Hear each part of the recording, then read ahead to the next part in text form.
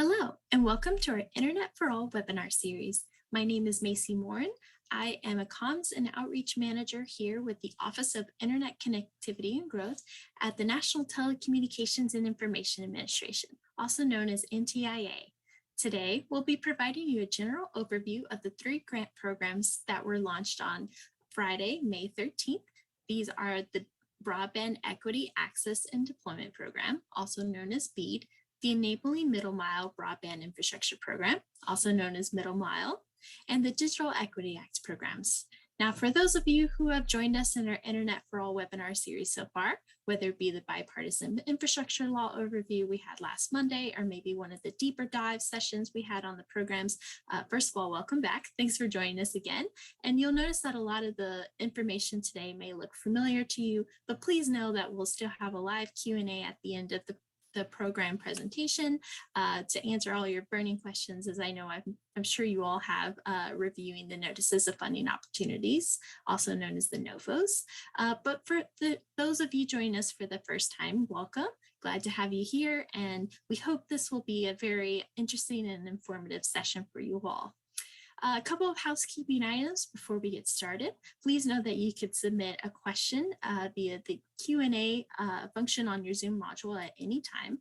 That'll be the fastest way to get those to our panelists during the Q&A session. And please expect that we'll have a high volume of questions today, so we'll try to get to as many as we can. But if we don't happen to get to your question today, please know that we'll be reviewing these and answering them in our upcoming frequently asked questions documents on our website.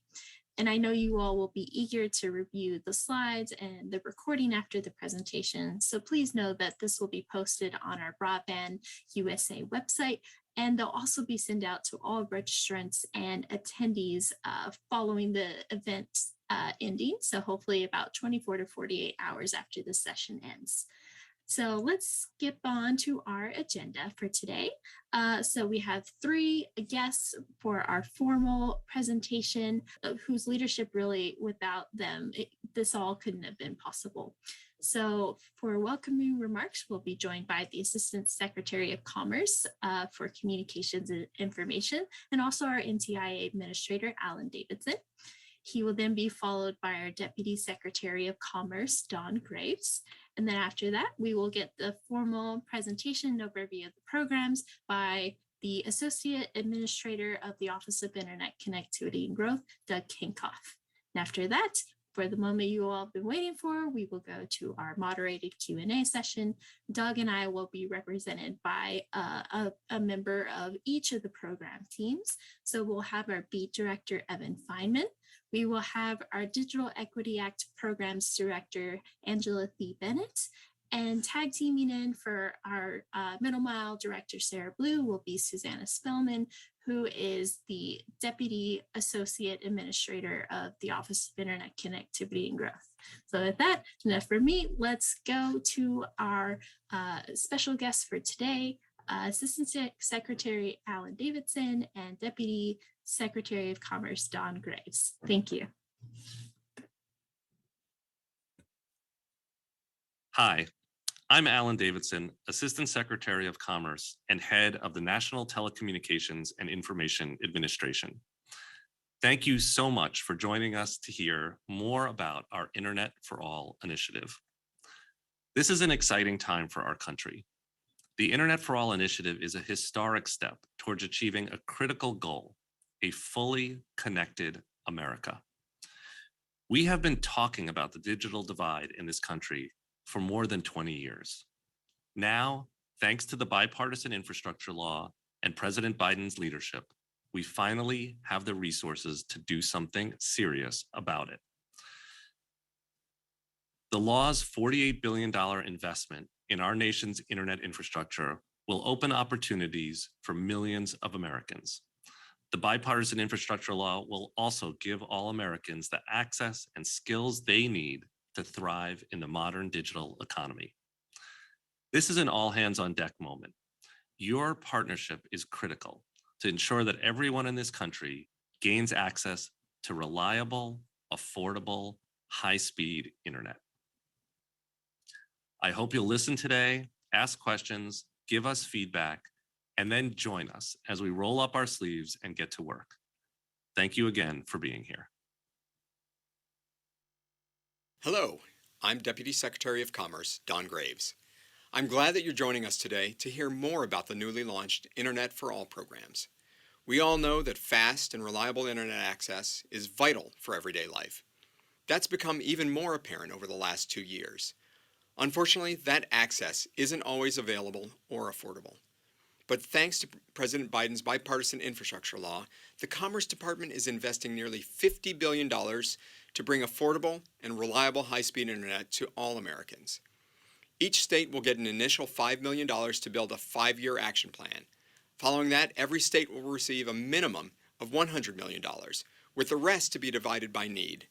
That includes nearly $3 billion in funding for the Digital Equity Act, which will be used to promote digital inclusion and equity for communities that don't have what they need to take advantage of broadband connections. Finally, our unserved and underrepresented communities of color, our aging populations, and our rural communities will have access to the technologies, the education, telehealth, and critical services they need. With dependable internet access, we'll increase the opportunity for everyone to succeed in the 21st century global economy. So thank you again for being here. Thank you for your commitment to this historic moment, and thank you for your commitment to closing the digital divide. Thank you, both Assistant Secretary Alan Davidson and Deputy Secretary Graves.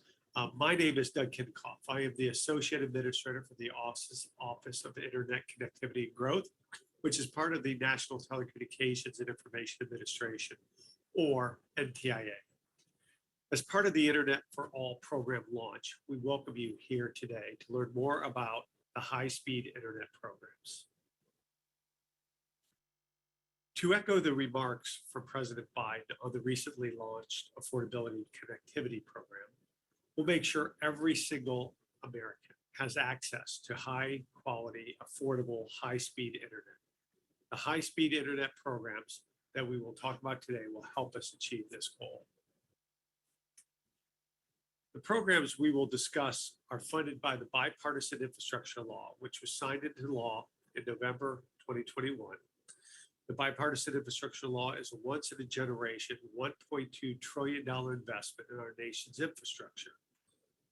This includes the largest ever investments in our nation's high-speed internet, rail, transit, clean energy, and water. And I'm excited for this opportunity to tell you more about high-speed internet programs funded by the Bipartisan Infrastructure Law today. The Bipartisan Infrastructure Law invests roughly $65 billion into high-speed internet efforts through 7 federal programs. 4 of these programs are administered by NTIA. These programs are the Broadband Equity Access and Deployment Program, also known as BEAD, 2, the Digital Equity Planning Capacity and Competitive Grant Programs, and 3, the Tribal Broadband Connectivity Program, and 4, the Middle Mile Broadband Infrastructure Program. Additionally, there are 3 programs administered by other federal agencies. These programs are the Affordable Connectivity Program, which is run by the FCC, 2, the Rural Broadband Programs at the Department of Agriculture, and the Private Activity Bonds. Collectively, these programs help us make sure every single American has access to high-quality, affordable, high-speed internet. High-speed internet helps individuals and our country by maximizing savings for education, stimulating growth in the economy, lowering costs for health, and strengthening ties to our communities. For example, high-speed internet helps students complete homework assignments, do research, and apply to college or trade schools. High-speed internet allows businesses to connect with consumers, increase sales, create jobs, and compete for talent. High-speed internet enables patients to utilize telehealth options, lower administrative costs for hospitals, and improve patient health. High-speed internet also fosters ties within the communities and helps first responders to respond to emergencies. All of these programs help close the digital divide, which is the gap between those who have high-speed internet and those who have limited or no high-speed internet. The digital divide is made up of several components, including lack of access to high-speed internet, meaning many Americans live in areas that are not covered by high-speed internet services or where service is not reliable. Lack of affordable high-speed internet options, meaning Americans cannot afford to pay for the cost of devices or monthly service, and limited adoption of high-speed internet because individuals are not aware or available of service offerings or lack the digital skills to participate online. Addressing the digital divide requires more than just access to affordable, robust, high-speed internet, though. Maximizing the benefit from high-speed internet also requires tools and services such as access to digital literacy, training, and measures to ensure online privacy. These high-speed internet programs are an investment in the tools and services to ensure Americans benefit from high-speed internet. We've discussed how high-speed internet can maximize savings for education, stimulate growth in the economy, lower costs for healthcare, and strengthen ties in our community. We want to underscore that high-speed internet touches all aspects of American society, from the entertainment industry to agricultural industry. As I mentioned at the beginning, NTIA will administer 4 high-speed internet programs. I want to take a few minutes now to provide an overview of each of the 4 main programs. We will provide more information about these programs in the days and weeks to come, including through several program-specific webinars. The Broadband Equity Access and Deployment Program, or BEAD, is the largest of the 4 programs. The program invests $42 billion to help to get all Americans online by funding projects to build infrastructure where it is needed, increasing the adoption of high-speed internet. States and territories, in partnership with communities and stakeholders, can use the funds to plan and deploy and upgrade internet, including installing internet in multi-tenant buildings, and to implement adoption and digital equity programs, including workforce and job training programs. The digital equity planning, capacity, and competitive grant programs are technically 3 programs, one for planning, one for capacity implementation, and one competitive grant program that promotes digital inclusion and advanced equity for all Americans. The DE programs include $2.75 billion in funding, including $60 billion for states and territories to develop digital equity plans, $1.44 billion for states and territories to implement those plans and promote digital inclusion, and a $1.25 billion for certain entities like political subdivisions, tribal entities, nonprofits, community anchors, local education and agencies, workforce development organizations to implement digital equity and inclusion activities. Together, the 3 DE programs aim to ensure all communities can access and use affordable, reliable, high-speed internet to meet the needs and improve their lives. The Tribal Broadband Connectivity Program is additional funding for an existing program to help tribal communities expand high-speed internet access and adoption on tribal lands. The Tribal Broadband Connectivity Program includes $2 billion in additional funding for additional new grants and to fully fund grants from the first round of awards. The original program has been amended in 3 ways: to extend the time frame for applicants to file, to allow grantees to spend up 2.5% of total project costs on planning, feasibility, and sustainability studies, and preserve unused allocated funds for other tribal broadband projects. The Middle Mile Grant Program will expand middle mile infrastructure to reduce the cost of connecting unserved and underserved areas. Middle mile infrastructure refers to the midsection of the internet infrastructure that carries large amounts of data at high speeds over long distances. Middle mile infrastructure connects the backbone of the internet infrastructure to the last mile, which connects to the end users. The Middle Mile program includes $1 billion in funding to construct, improve, or acquire middle mile facilities and equipment. Every type of stakeholder plays a role in these high-speed internet programs, including the select stakeholders shown here. from telecom providers applying directly for BEAD subgrants or middle mile grants to deploy high-speed internet infrastructure to community organizations serving as the voice of their community, to state leaders who are developing broadband and digital equity plans. There are many ways stakeholders may get involved in the programs, and it is incumbent on each of us as individuals, representatives of organizations, and community members to lend our voices to the conversation and ensure we make the most of this historic investment. We look forward to continuing to work with all of you on these historic high-speed internet programs. We encourage you all to go to the newly launched Internet for All website at internetforall.gov to learn more about these programs and familiarize yourself with the notice of funding opportunities. We encourage you to engage with your state or territory regarding their plans to improve high-speed internet access. Additionally, we invite you to submit questions to internetforall@ntia.gov and attend future NTIA webinars, which will provide more information about these exciting programs, including additional guidance for program applicants. Thank you very much for your time and attention today. I will now turn it back over to Susanna to open it up for a discussion. Thank you.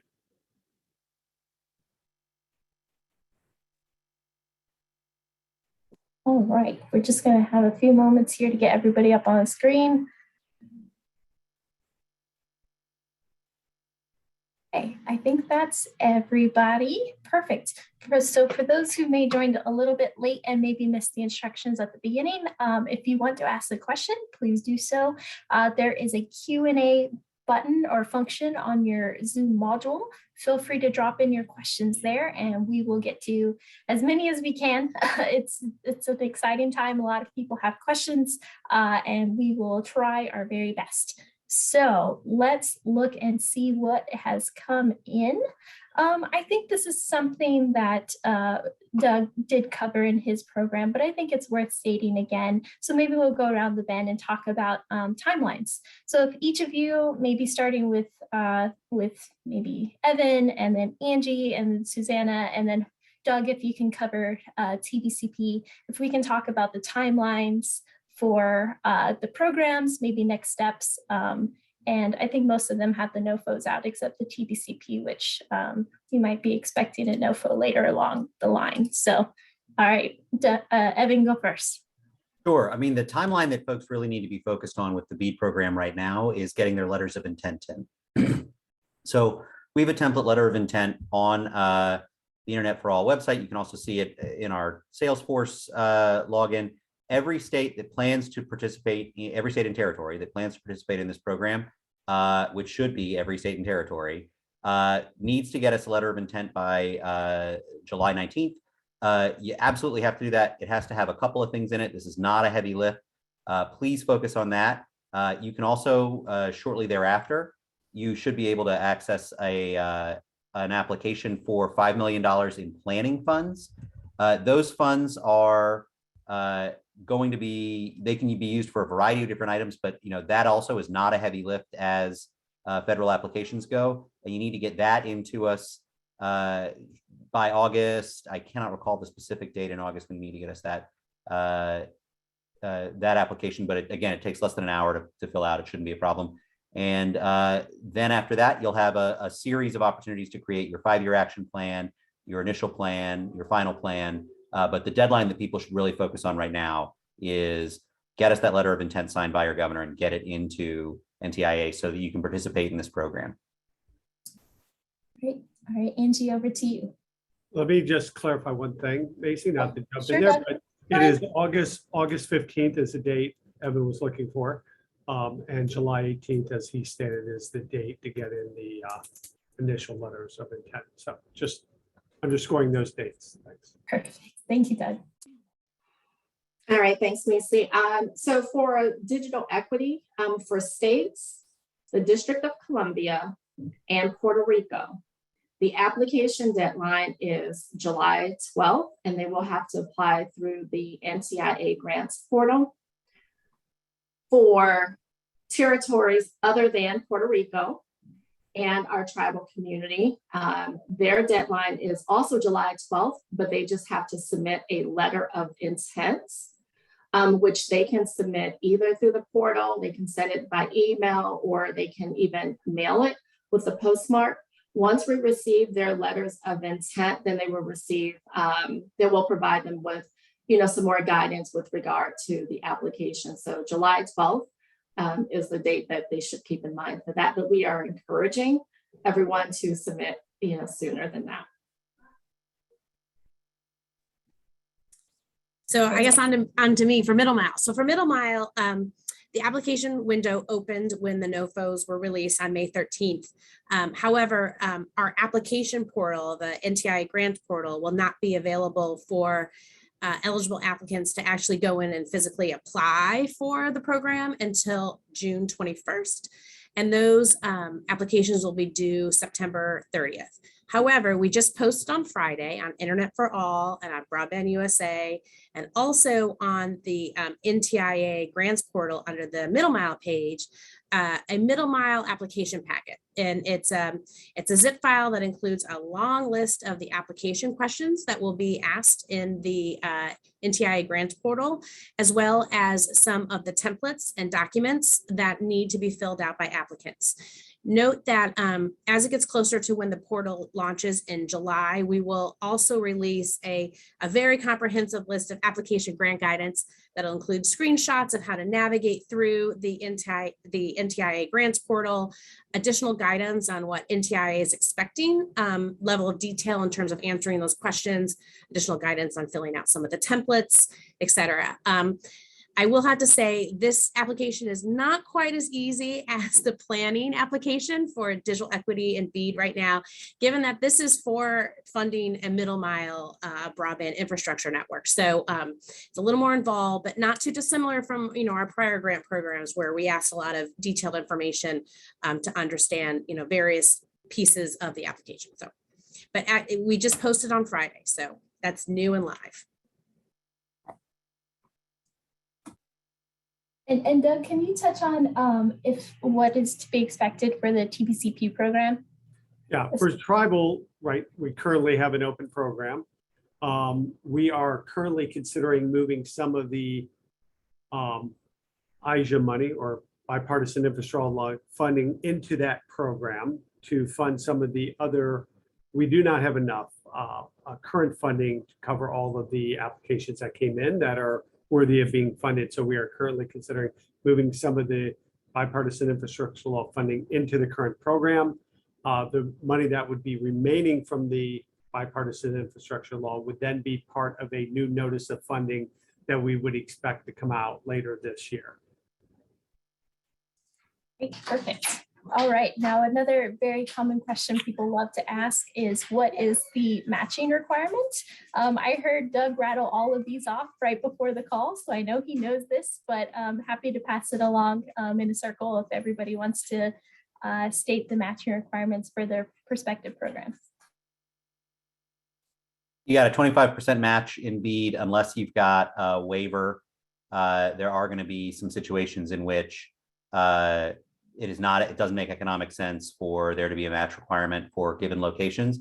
But we also need to emphasize that there are a lot of places where it's not going to make economic sense to only require a 25% match. In fact, we want to be driving the best bargain that taxpayers can possibly get. We want to avoid windfalls for subgrantee recipients. And so we're going to be working with the states and territories to ensure that the match on a project by project and area by area basis is right-sized for the needs of getting connectivity to that area. So for digital equity, there is no match requirement. However, we do encourage, collaborating and leveraging other resources because, once, the digital equity program, ends, we want to ensure the sustainability of the programs.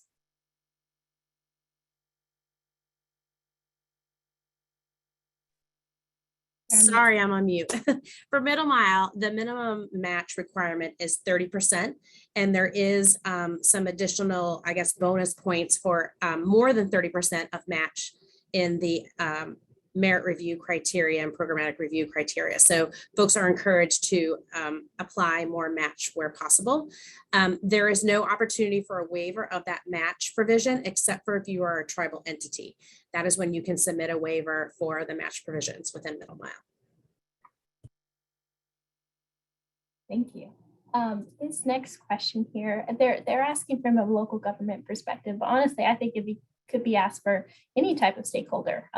How best should local governments engage with their state broadband offices? This is going to be critical when it comes to planning and deploying these huge programs. So how do, I would just say, stakeholders get in touch with their state broadband offices? And maybe I'll throw it to Doug first, but if anybody else has anything to add, please feel free to hop in.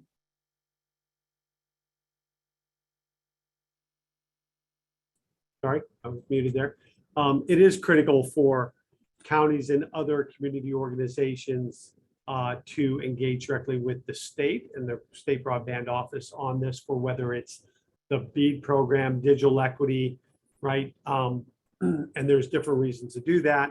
One, to ensure on the BEAD that their unserved, unconnected people are represented with the state, and that the state has a full picture of their area. Digital equity, right? Ensuring that they understand the needs, adoption issues, the economic issues that an area is facing, to kind of feed that into the state digital equity plan.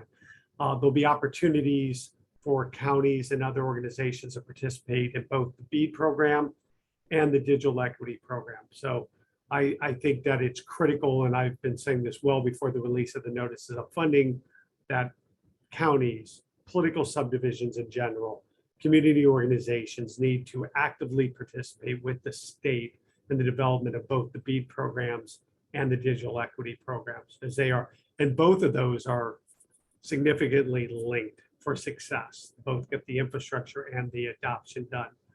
But back to you, Angela or Evan, if you have something to add.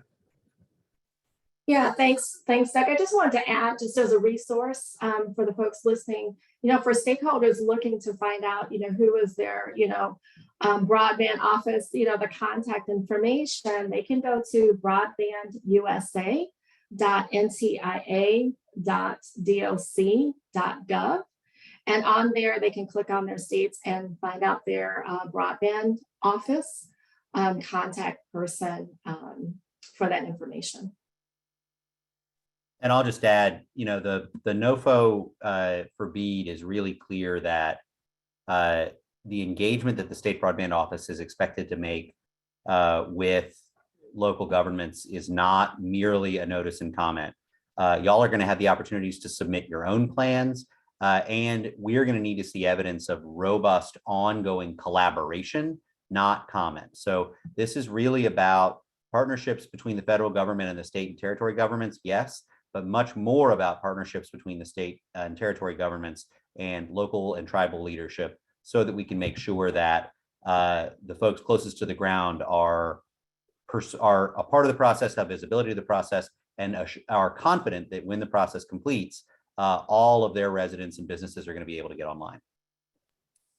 I just want to flag from a middle mile perspective, although it's not a state set aside program like the BEAD Digital Equity Program, we are encouraging middle mile applicants to let their state broadband offices know about their intention to submit applications in order to help, I think, coordinate, make the most of all these funds. All this money is coming out at different times. And so part of it is going to be putting together a puzzle and timing things correctly and making sure everyone's aware of what's coming forward and what's being proposed. So we definitely encourage middle mile applicants to work with their state broadband offices, make them aware of their intention to apply, et cetera. And they may have resources to support you as well. Appreciate you all weighing in. And just so you know, in the chat, I did post the link that Angie was referring to. So feel free to go to that website to look up information about your state broadband offices. There's a nifty little nifty little map on there where you can click and it'll take you to information about your state broadband office. So I feel like I refer to that at least on a weekly basis. All right, well, Evan, since you were speaking about plans, I'm gonna ask this next one to you. Can you clarify whether the NTIA intends that the 5-year action plan and the initial proposal be sequential, and will time the release of state allocations to ensure that there is time to receive and integrate NTIA feedback on action plans before initial proposals are due? So yes, we had envisioned that they would be sequential. it is also the case that there is, a potential for the timing to get a little funny, right? So you've got 270 days after you receive your planning funds to get us your 5-year action plan. You've got 180 days after the allocations are made, after the release of the data maps.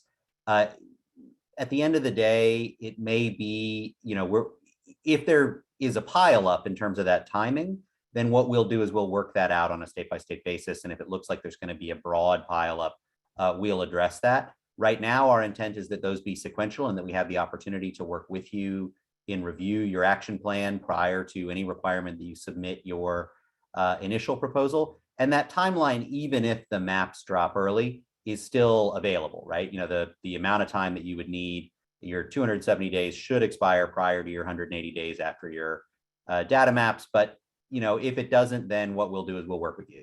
Guys, at the end of the day, what we want to do is be reasonable and make sure that these planning exercises are useful for you to make a plan to get all of your residents online, and for us to understand what you're doing and advise you as to what we think the wisest course of action is, as well as what's going to be compliant with the program and share best practices across the country. So, don't worry that we're going to play gotcha, or that some change in the calendar is going to throw a wrench in the gears. That's not what we're here to do. I think, Macy, if I could add to, Evan's response, concurrent with the BEAD planning, we encourage, states to also apply for the digital equity planning, because there's an equity component in BEAD, which states can apply for the DE funding to help, develop that plan that will satisfy the equity requirement in BEAD. And so we're really looking at this from a holistic approach. And so while states may have different teams of people developing the BEAD grant, plan, as well as the DE plan, we are encouraging the teams to collaborate and, develop those plans together, so that, there can be a comprehensive, plan, for those states. Yeah, thanks for hopping in there. I'm trying to combine some of the questions as I can, and a lot of the ones that I see popping up, particularly for middle miles, is I'm a nonprofit. Am I eligible? Am I a local government? Am I eligible? So I think it might be useful here to go around again. Maybe we'll go backwards a time and start with Susanna, but talk about who the eligible entities are for each of the grant programs and who can apply. So what's great about the middle mile program is that there's a lot of eligible entities. And in fact, the list is so long, I'm going to find that list and read that off for you guys. Hold on, I just got to find it at my fingertips. Of course, it's not here. Okay, a state, a political subdivision of a state. So that's like a county or a city or a town, etc. Tribal government, technology company, electric utility, utility cooperative, public utility district, telecommunications company, telecommunications cooperative, nonprofit foundation, nonprofit corporation, nonprofit institution, nonprofit association, regional planning council, native entity, or economic development authority, or a partnership of 2 or more of those entities described above can apply for the middle mile program. Sorry, I had to read that, but it's long and it's very inclusive.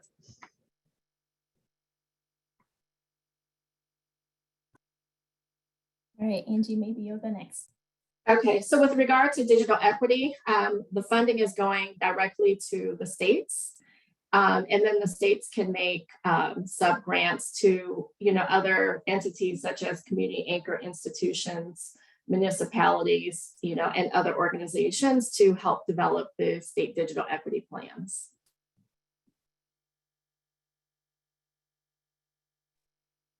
And Nevin? Eligible entities. I think you've already mentioned. Yeah, I mean, it's less exciting for us, right? So it's states and territory governments.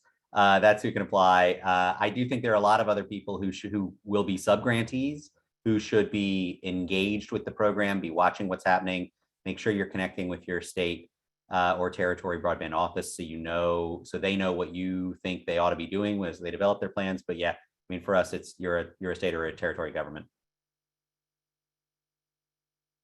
So next question. I know this will really come into play, especially for BEAD and the digital equity programs. So I'll toss it over to Angie and Evan here, but they want a definition of the evidence of collaboration in relation to stakeholder engagement. So what does that mean? How are we going to ensure that states are meeting this requirement of, collaboration on the ground and making sure that all stakeholders have a say in these planning proposals? Sure. So, the first thing I'll say is that this is not a box checking exercise for y'all or for us. And so we didn't say you need to, have X number of meetings or Y amount of events. What we instead want to see is a very clear message from your municipal and county associations and an association of cities, whatever, there are different varieties of those in each state and territory, but we want to hear from them that the outreach has been robust and ongoing. We want to hear, our staff will be on the ground, we'll be reaching out directly to those groups, to tribal leadership, to marginalized communities. We want to hear that everybody's had an opportunity to sit at the table, to share their view, to input their plans, and has had a robust back and forth. And so, what I can tell you is, if you embrace that as a way of doing business, as a way of running this program, you will succeed at that measurement. We're not going to give a firm set of metrics around it. We'll certainly be happy to take, to take folks' temperature and tell you where you are. And so, as you're running the program, if you're a state or territory government and you say, gosh, you should really know, but if you're anything other than really confident that you've run a robust program, run a more robust program. If you're confident you've run a robust program and you just want us to verify that, shoot us a note and say, hey, we think we've really had a really good dialogue with our city, county, and tribal governments. And, what are you guys hearing? Are there any gaps? And our staff who've been in contact with folks will try to help you fill those gaps. For digital equity, similar, really looking at, from the stakeholders with respect to, our covered populations, the organizations that serve, our covered populations, what are the states, outreach and coordination efforts look like. NTIA is modeling that engagement by going out into local communities. And so instead of having and waiting for communities to come to us, going out and hearing from and engaging with local communities to really learn about, what are those barriers, to digital access, what are some of the best practices, what are strategies, that could be, employed, listening to and learning from, those individuals in the communities and their lived, experiences, and being able to make sure that those strategies and that input is incorporated into their digital equity plans. So, looking at the list of, stakeholders that they plan to engage with, how they will engage with them. So really encouraging states to, go outside their traditional, engagement and, become more in depth with it. Yeah, and if I could just add to that, if you look at pages 51 through 55 of the notice of funding for the BEAD program, it lays out extensive recommendations and guidance that Evan was touching on. And I think that'll give you a really good idea of what NTIA is looking for from as part of your plan on both the digital equity and even though it's the BEAD, it's the same type of outreach we would look for in the digital equity. I also want to flag, I think this is going to be a topic for technical assistance too. So we will come out and share best practices. We'll ask states to share amongst themselves some of the best practices they've learned for all these different folks as well. So we will want to support you in those efforts too. Yeah, it's definitely going to be an exciting time. I'm looking forward to all those success stories and best practices coming out in the years to come. Hope it's going to be, a great learning opportunity. Okay, so next question, I'll hand over to Angie. Do states need to use procurement processes in order to select a DEA Digital Equity Act administering entity? To identify their administering entity? In order to select an entity. Susanna, I'm going to actually hand that off as a technical question to Susanna. So No, it's okay. No, they do not. States are encouraged to use their procurement policies and requirements as needed, but we are not requiring states to formally procure or do a competitive bid for selecting their administrative entity. okay, I thought so, just wanted to confirm. No. I mean, Thank you. Evan, I'm curious, coming from a state perspective where you were before, I mean, how will states kind of view that potentially? In what way? Give me a little. Well, do you think that states will, are there going to be a lot of states that are going to be required to have a competitive process to select their administrative entity? I don't know. So I mean, you might know in your state, but maybe I know. Yeah, I mean, I think states and local governments understand how their procurement laws work, and they're going to follow their procurement laws, and almost all procurement rules are competitive by nature. If there is and the question is really, are you giving funds out to a non-governmental entity? If so, has there been a competitive process for determining which non-governmental entity? It can't just be your cousin's stationery shop. It's got to be like an actual legitimate organization that proved that they were the best organization to do that in competition with other organizations. I mean, that's going to be something we're going to look for when there's disbursement of funds. And I think that's going to be a legal requirement in almost every scenario in every state and territory. I could imagine this happening regardless of where that non-governmental entity is plugging in. But Evan, I guess just, and Susanna, with a follow-up to that, with regard to the administering entity, so the procurement issue would really be raised if the state were to identify an administering entity that is not a state agency. I think Evan, right. So Evan said it right up front. Each state has its own procurement laws, and they just need to follow their own laws. If that requires them to do a procurement for those that are non-government agencies, then they need to follow the state procurement rules. Don't envision that for any state entity like Department of Commerce or something else in the state. They would just delegate that authority to run the program to them. So I think the simple way to put this, because there's so many variations, is the states need to follow whatever the requirements are of their procurement laws.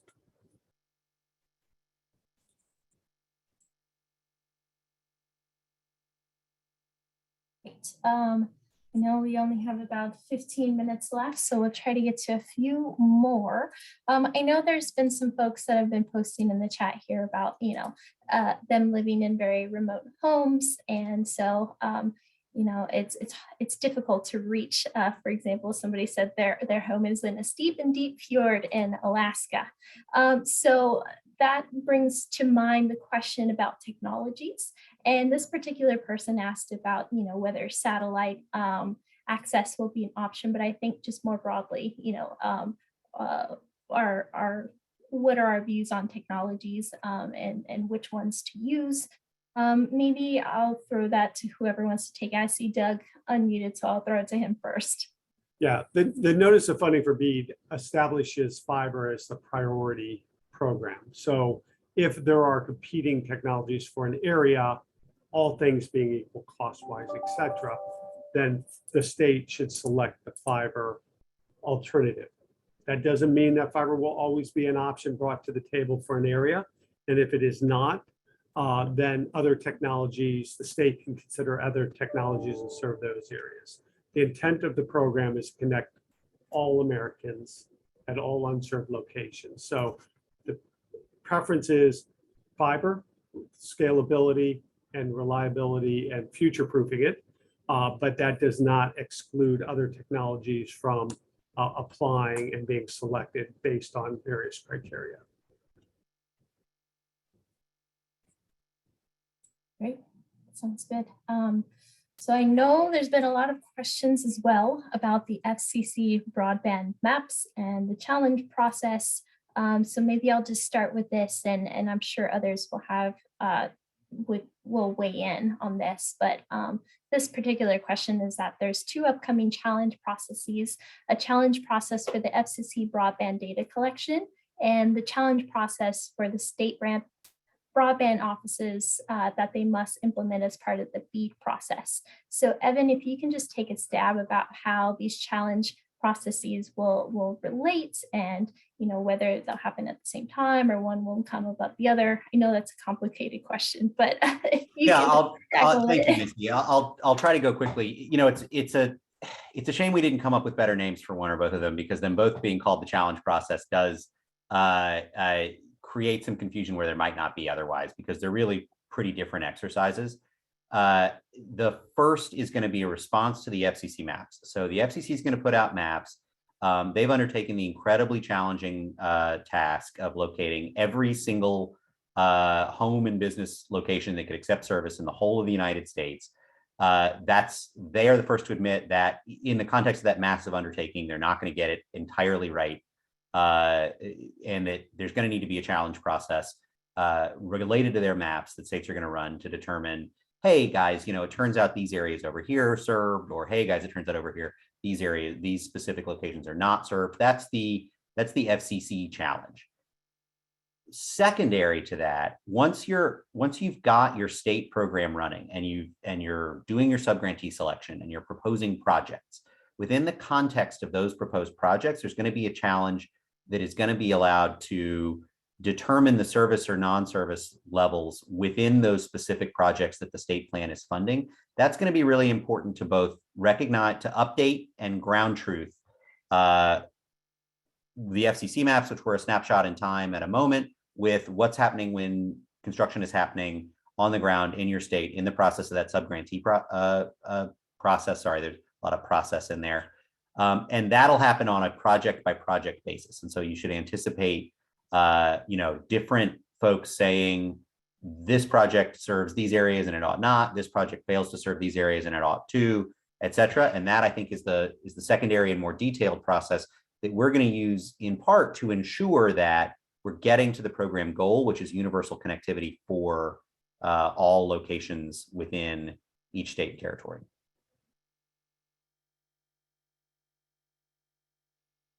I know that's not an easy process to understand, so I appreciate you taking the time.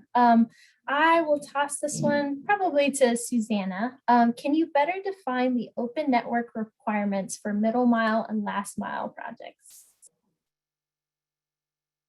So for middle mile, the open access requirements, there is not an open access requirement for middle mile. However, it is a one of the bonus areas or priority areas for which reviewers will give additional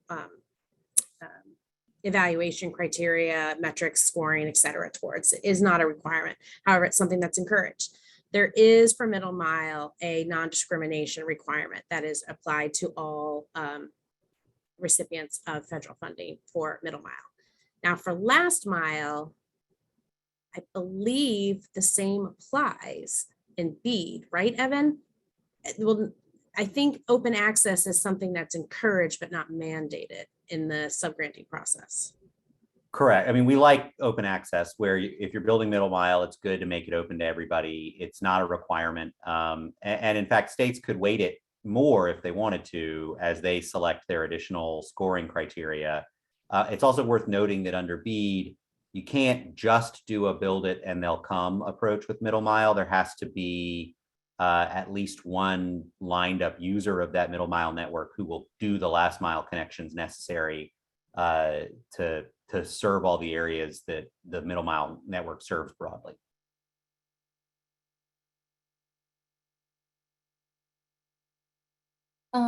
Next question here.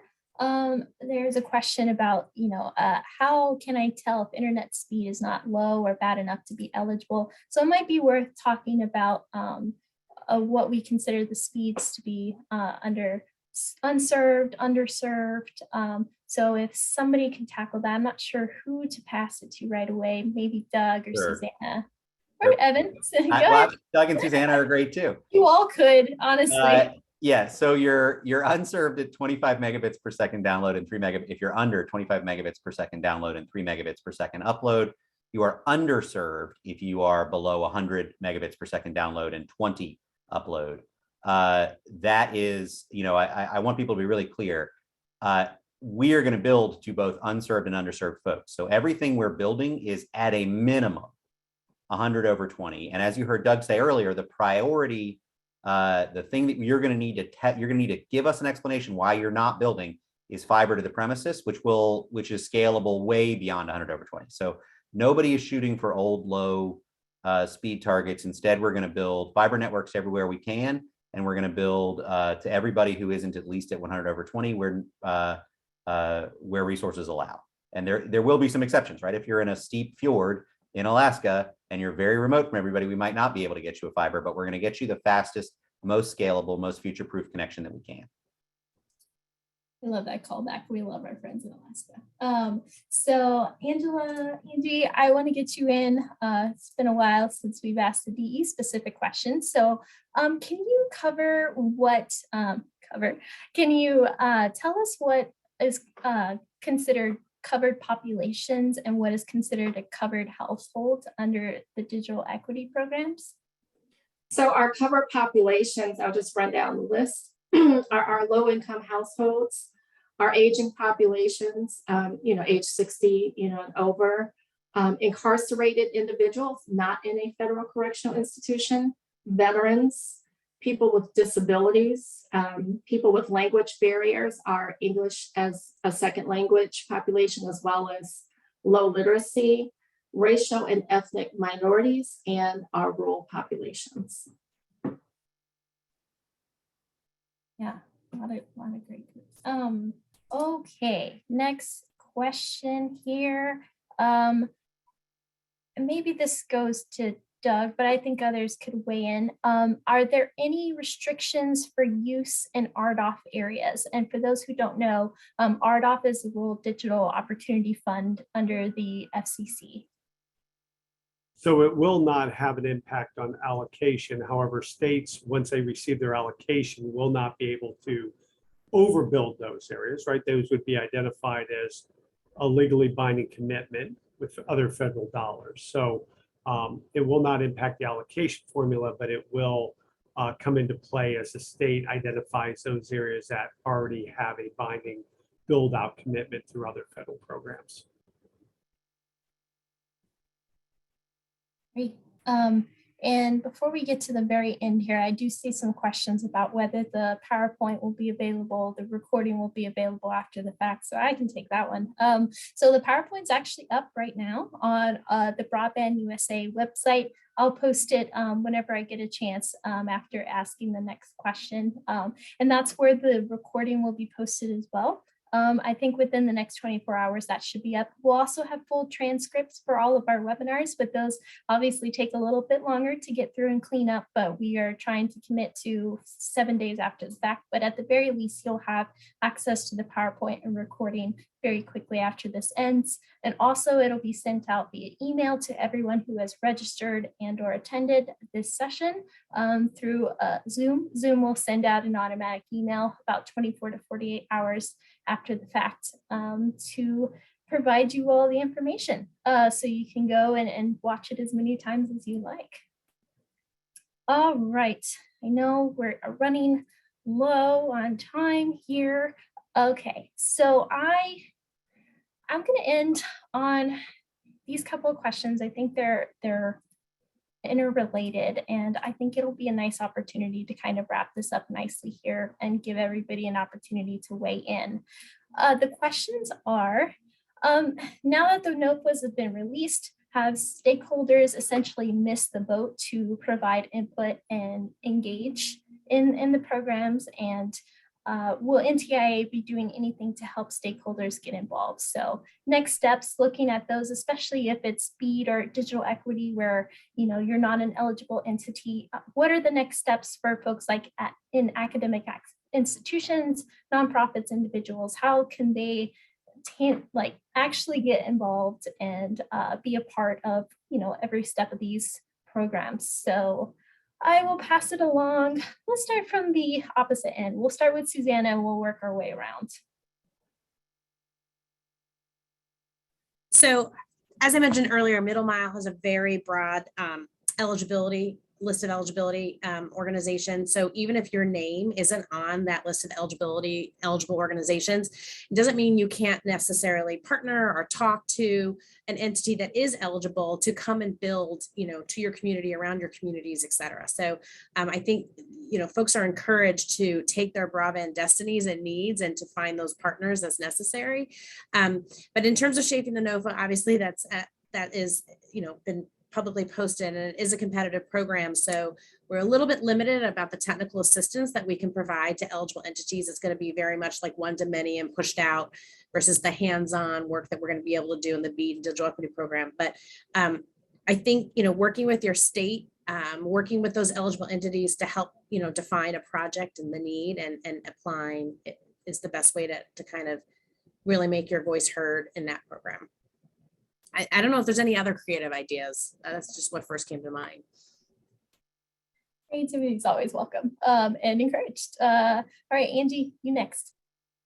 Yeah, again, reach out to your state broadband office. I would also encourage local communities to, collaborate and form, coalitions, because then that also helps you, amplify your voices up to the state as well. And Evan, over to you.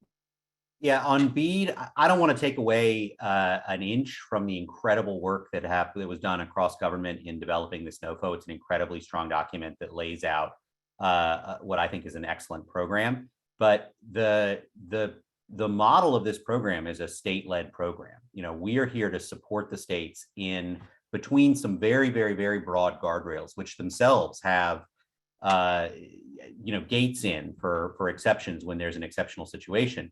The state plan and their subgrantee selection criteria is going to be where the rubber hits the road on how the funds are distributed and the solution that ultimately gets every member of that state or territory, every citizen of that state or territory online. And so what I would say is engage early and often with your state broadband office. That's going to be where a ton of really critical decisions are going to be made about where, how far out we push our priority projects versus where locations are high enough cost that it's going to make sense to switch to other technologies. It's going to be, that's going to be the determinant for how we're going to score digital equity programming. It's going to be the determinant for what the form and nature of competition is going to be for each different project. There are a ton of decisions that we've left to the states on purpose, and those decisions will be made with our guidance, but in the way that makes the most sense for each state and territory. So what I would say is,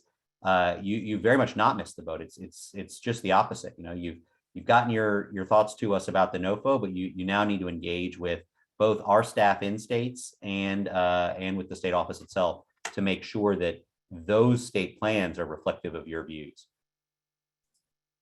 And often, I love that. Doug, anything to round us out? No, I think those Angie and Susanna and Evan covered it. Awesome.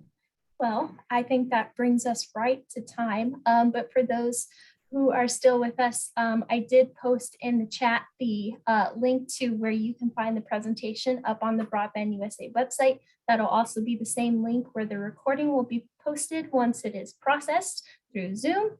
And if you have any questions, we are actively taking inquiries. Our team is standing by, ready to have your questions. I know we didn't get to a lot of them today, but please know that our team are taking all the questions that are asked through the webinars.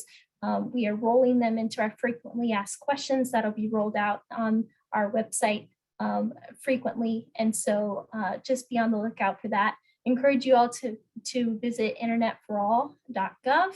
And also, if you have any questions, email internetforall@ntia.gov. And we look forward to connecting with you on a future webinar. We have on Thursday our Enabling Middle Mile Broadband Infrastructure Application Process webinar, so a real deep dive into the program and what the application process looks like. So I encourage you all to join. But for now, that is all for us. I thank all of our panelists for joining us today, and we look forward to seeing you next time. Thank you so much. Bye.